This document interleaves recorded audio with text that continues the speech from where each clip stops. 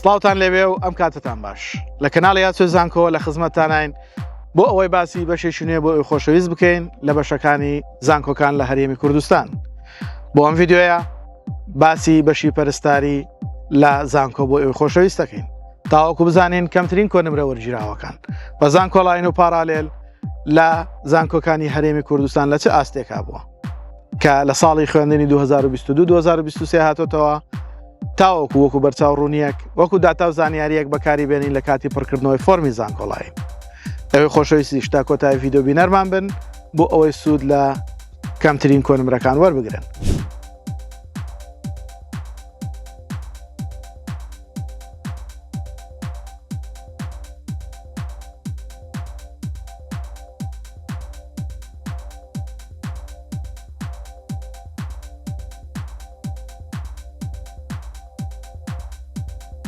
لایک و کۆمنت سەبسکرایبی کەناڵەکەشمان لە یاد مەکەن و هاوڕێیانتان ئاگادار بکەنەوە بە ئەوانش سوود لە کەناڵەکەمان ببینن.